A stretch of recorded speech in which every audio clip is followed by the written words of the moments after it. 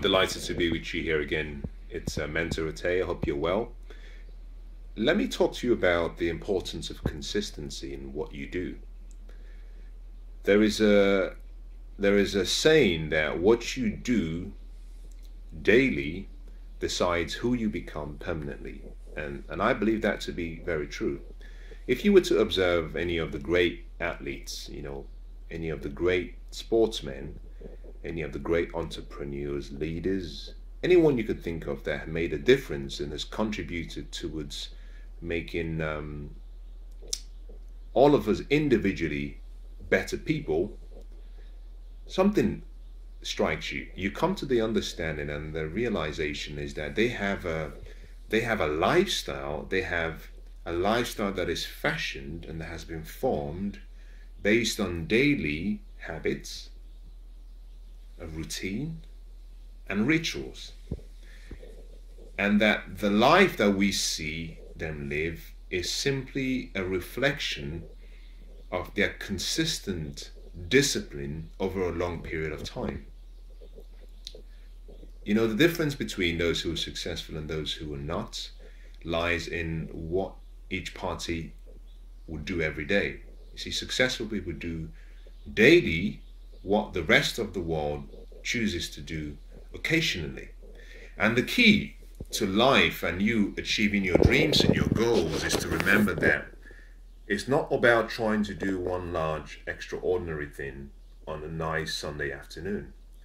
It's about disciplining yourself to do consistently and continuously small, ordinary activities in an extraordinary way, such that the compound effects of all the small daily improvements and activities result in an avalanche of great results. So rather than focusing on doing something big, my recommendation to you is this: identify the daily habits that are connected to that goal or that dream you want to achieve. Once you've identified that habit, discipline yourself to do it regularly. If you've heard me teach on goals and you've heard me teach on various aspects of success, you may have come across something I've said, and this has to do with how you formulate habits. To rid yourself of an old habit or a habit that is not serving you, or to develop a new habit, one that you want, you have to discipline yourself consistently and continuously for 100 days without letting one exception occur.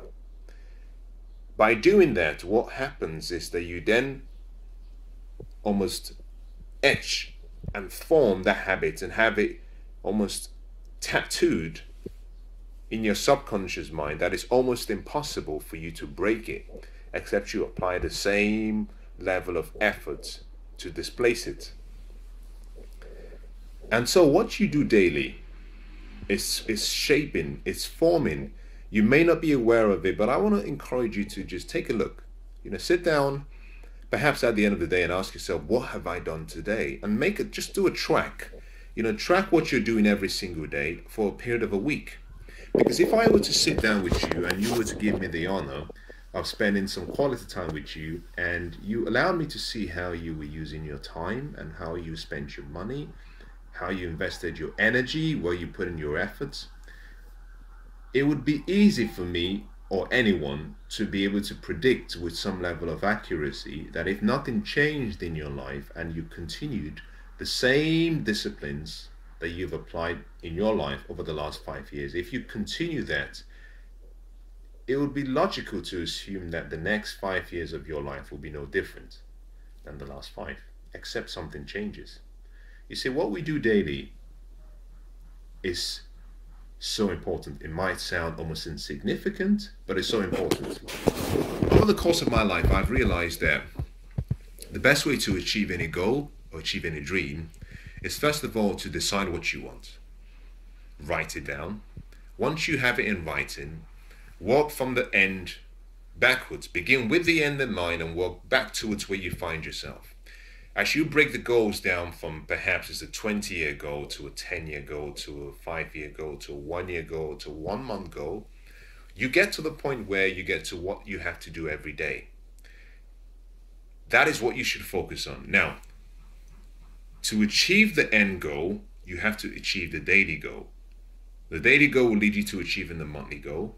The monthly goal will help you achieve the yearly goal. That would help you achieve the 50-year goal and then the 20-year goal. It's really that simple. But this is what's really important. You have to find out what the disciplines and the habits practiced by other people who have succeeded in that particular area and who had similar goals. And all you do every day is you just practice those habits consistently, because the quality of your consistency in your daily disciplines will sculpture the future you want. So let me leave this with you, and I hope you achieve your dreams and goals, especially this year. But let me leave this with you. Rather than focusing on willpower, rather than focusing on even, motivation and inspiration, rather than focusing on hard work, spend some time and figure out and find out what the daily disciplines that are connected to that particular goal you want, and then make yourself do daily what other people only allow themselves to do occasionally. You see, self-discipline is called the master key to success. Why? Because through self-discipline you can form and you can fashion any future you want. And self-discipline is simply the ability to make yourself do what you should do, when you should do it, whether you feel like doing it or not. It's simply ignoring your present feelings and keeping your focus on the vision or the dream you have for the future. So you choose not to react by how you feel, instead you react by what you can see in your mind. If you can discipline yourself and apply these very simple principles, I know for sure that your dreams and goals will become a reality.